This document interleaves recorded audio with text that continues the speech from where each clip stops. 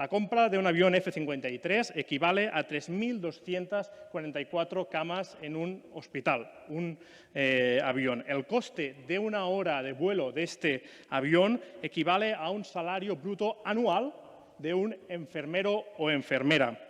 El coste acumulado de aquel submarino que no flotaba, el acumulado, señora ministra, equivale a 150 ambulancias. Una fragata puede equivaler a 10.000 médicos al año.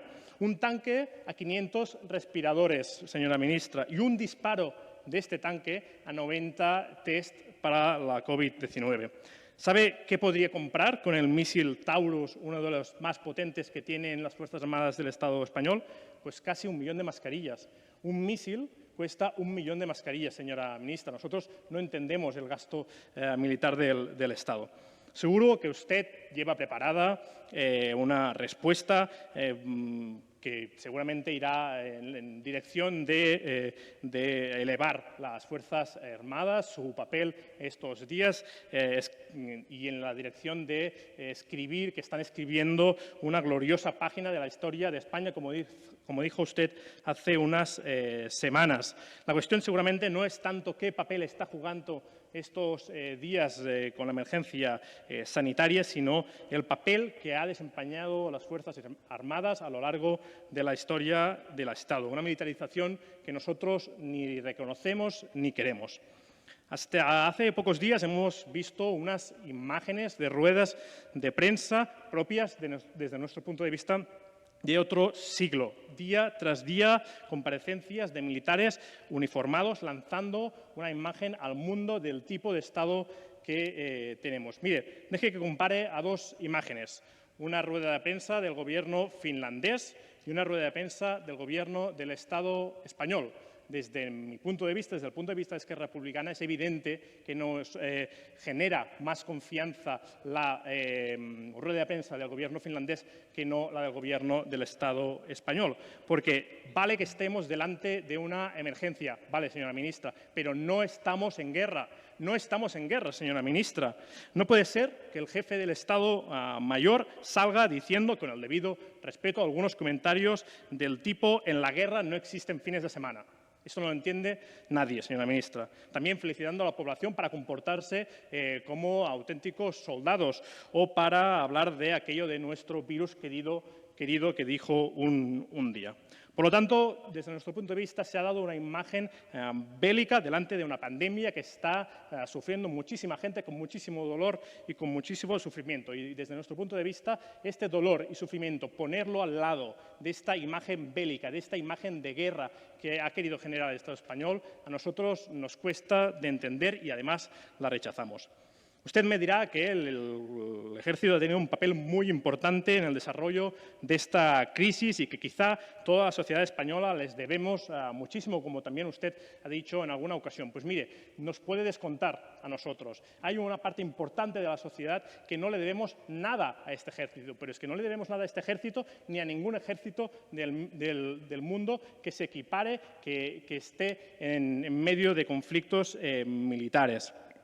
Y ahora usted me puede decir, si no fuera por el Ejército no se habrían desinfectado muchos lugares, muchas zonas potencialmente peligrosas. Señora ministra, ¿es consciente que no tiene ningún sentido que, por ejemplo, sean los paracaidistas quienes desinfecten a un centro con un fusil, con una metralleta colgada en sus espaldas? De hecho, esto es un mantra que repiten muchísimos defensores de la patria española. ¿De qué nos sirve el Ejército? Bueno, pues tenemos la unidad de emergencias que hace una labor muy importante. Ustedes siempre se escudan con la unidad de emergencias, pero la verdad es que hacen pocas actuaciones. Sirve, yo diría que para limpiar la imagen, la cara del Ejército. Como decía, hacen pocas salidas al año a un coste elevadísimo. 150 millones de euros el coste del Ejército anualmente, el coste de la unidad de emergencias del Ejército. ¿Usted sabe qué se podría hacer con 150 millones de euros para combatir la crisis de la COVID-19? muchísimas cosas, como ya he dicho antes, he ilustrado antes con las distintas cifras que nos contaba, nos exponía al Centre d'Estudis per la Pau. Lo que están haciendo ustedes estos días, señora ministra, es una gran campaña de propaganda del ejército, un lavado de cara a un altísimo coste. Pero evidentemente seguiremos en los puestos delanteros a nivel mundial de compraventa de armas. Y esto, señora ministra, de ningún modo para nosotros es aceptable. Muchas gracias. Gracias, señoría. Para contestar, en nombre del Gobierno, tiene la palabra la señora ministra de Justicia por tiempo máximo de 10 minutos. Gracias, señora presidenta. De Defensa. Gracias, señora presidenta. Señoría, veo que el contenido de la interpelación es para hacer mención al papel de las Fuerzas Armadas durante la COVID-19. Y déjeme que, obviamente, empiece mi intervención con el reconocimiento y el homenaje a las más de 25.000 personas y a sus familias que han fallecido como consecuencia de la COVID-19. Dentro de estas, quiero mencionar también a 5 hombres y mujeres de las Fuerzas Armadas que han fallecido como consecuencia de esa COVID-19. Que sepan todos ellos que estamos muy próximos, que lo sentimos muy cercanos y que el dolor de las personas no nos puede ser indiferente. Déjeme también, porque creo que es lo justo, reconocer el esfuerzo que ha hecho la sociedad española en su conjunto, los sanitarios, los trabajadores de los supermercados, los transportistas, las fuerzas de seguridad del Estado y, sí, señoría, las Fuerzas Armadas españolas. Y tengo que decirle que los hombres y mujeres de las Fuerzas Armadas españolas, aunque a usted no le guste, han escrito una historia heroica en este momento, en la historia de España, precisamente con una única finalidad: salvar vidas y a estar al lado de los más vulnerables. Ese ha sido el papel de las Fuerzas Armadas y del Ejército español, aunque a usted no le guste. Y mire, le voy a decir más. Usted lo decía, los valores constitucionales, según el artículo 8, los defiende el Ejército. Nuestros valores constitucionales, la libertad, la seguridad y la democracia. La Ley de Defensa Nacional del 2005 establece precisamente que el Ejército tiene una finalidad muy clara en tiempos de emergencia y de catástrofe, como la que ha ocurrido. Yo no sé en qué mundo vive usted, no sé si se entera de lo que está viviendo este país en este momento. Y mire, le tengo que decir una cosa. Más de 18.000 actuaciones han hecho los hombres y mujeres de las Fuerzas Armadas. 18.000 actuaciones que han tenido unas finalidades muy claras, como le decía antes: salvar vidas y estar con los más vulnerables. Han actuado en el ámbito sanitario. Ahí está el Hospital Gómez Ulla, el Hospital Central de la Defensa, el Hospital Militar de Zaragoza.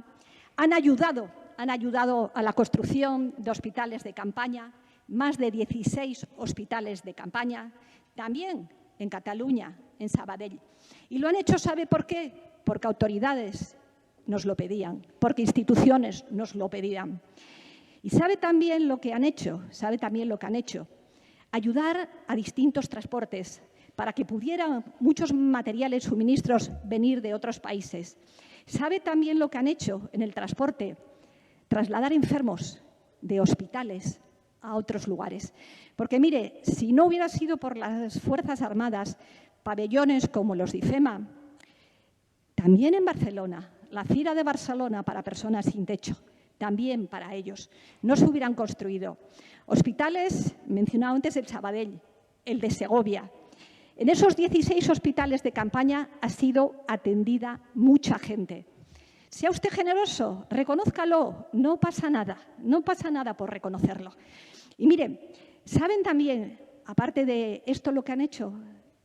Trasladar, con todo el respeto, a muchas personas fallecidas, acompañándoles. Yo ya sé que esto no les gusta a ustedes, pero ahí estaban los hombres y mujeres de las Fuerzas Armadas acompañando a aquellos que habían fallecido. A cambio de nada, por principios, por generosidad, por humanidad. Y siempre con los más vulnerables. ¿Sabe qué? ¿Quién ha ayudado al traslado o ha ayudado a los bancos de alimentos a llevar a los más vulnerables? Las Fuerzas Armadas. ¿Quién ha ayudado a las desinfecciones? Usted parece que lo de las desinfecciones no le gusta, pero mire, a lo mejor sería bueno que en Cataluña, por ejemplo, pensaran ustedes qué está pasando con las residencias.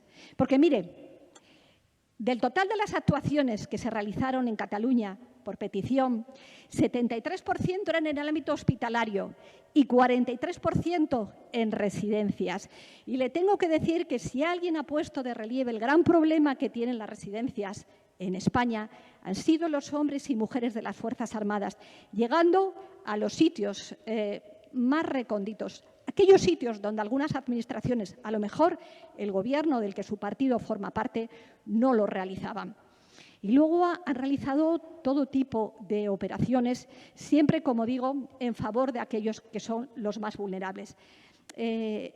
Insisto, en la operación Balmis que se puso de relieve cuando se declaró la alarma, se hizo exclusivamente con una finalidad, salvar vidas. Y ahí han estado nuestras Fuerzas Armadas, hombres y mujeres que han tenido siempre una finalidad, defender nuestros derechos, nuestras libertades, nuestra seguridad, y que en los momentos difíciles, sin esperar nada, han hecho todo lo que le he dicho. Apoyar a los hospitales, salvar vidas en los hospitales, ayudar a crear hospitales de campaña, ayudar a los bancos de alimentos, ayudar a las personas sin techo. Sí, porque a veces está muy bien los discursos políticos, pero cuando llegan las personas más vulnerables, a lo mejor tienen que ser las Fuerzas Armadas las que lo tienen que realizar. Y eso no se olvide usted de ello. Así que yo sí que le pediría más generosidad. Si usted me habla de la operación Balmis, sí, le guste o no, han escrito una página imborrable de la historia de España, salvando vidas. Porque este Gobierno ha tenido exclusivamente un objetivo cuando ha declarado el estado de alarma: salvar vidas. Se habrán hecho unas cosas como a usted le gusta, otras cosas como no le gusta. Pero mire, yo le puedo decir, y llevo muchos años de vida profesional como servidora pública, defendiendo los derechos, las libertades. No voy a admitir lecciones a nadie, ni de democracia, ni de defensa de los derechos y libertades. Y puedo decirle que me siento absolutamente orgullosa de ser ministra de Defensa en este momento, de un Gobierno de España, y de ser ministra de Defensa de unas Fuerzas Armadas que han estado siempre en primera línea, poniendo en riesgo su vida, su salud. Hablaba de 5 muertos, pero mire, ha habido más de 1.200 personas positivas en el Ejército de Tierra. El 3% de los contagiados de la UME. Por favor, cuando hay incendios, cuando hay inundaciones, cuando hay catástrofes, ahí están ellos. ¿Y sabe cómo están? Con humanidad. Algo que a lo mejor a algunos no les suena mucho, pero que es muy importante, porque nuestro ejército, además de estar preparado, es un ejército formado por hombres y mujeres absolutamente humanos.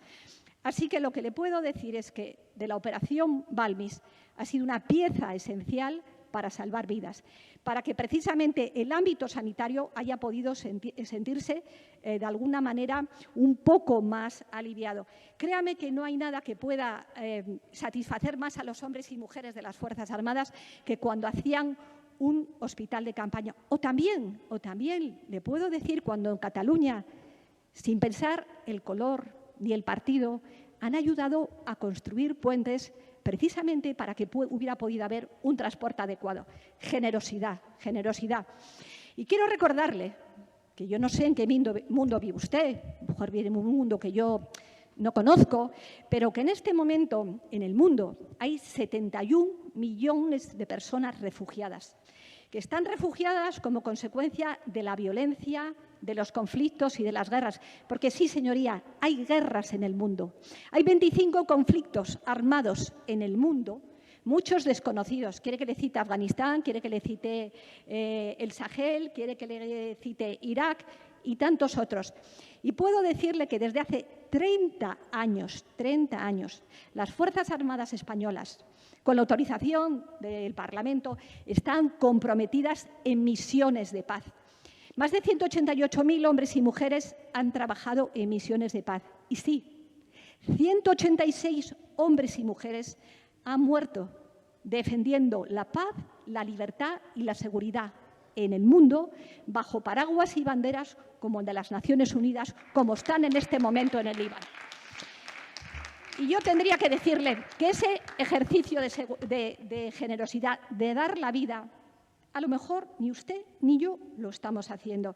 Y mire, usted me dice que con tanto dinero se podían comprar carros de combate y demás. Sabe también, hay quien dice que a lo mejor que con su sueldo y con el mío se podrían comprar muchos respiradores. Yo no le quiero citar a usted, aquello que decía Quevedo y que decía también Antonio Machado, que solo los, permítame que se lo diga en positivo, solo los que son necios confunden el valor con el precio. Y yo le puedo decir que el valor que tienen nuestras Fuerzas Armadas, la generosidad, su compromiso para salvar vidas con aquellos que más lo han necesitado, con los enfermos, es algo digno de reconocimiento. Es una página, aunque a usted no le guste, heroica. Yo me siento orgullosa y creo que lo menos que se puede hacer es agradecerlo. E insisto, cuando esos hombres y mujeres entran con todo el cariño a desinfectar residencias, a lo mejor todos tenemos que hacer el debate de qué está pasando en las residencias. Y yo le diría que en Cataluña, un sitio que siento muy próxima, porque toda mi vida personal y profesional se ha desarrollado allí, a lo mejor sería muy bueno que usted se preocupara, que ha hecho el Govern de la Generalitat actuaciones tales como las que no se han hecho en residencias, y se preocupara menos y tuviera más generosidad para poner en valor lo que están realizando nuestras Fuerzas Armadas.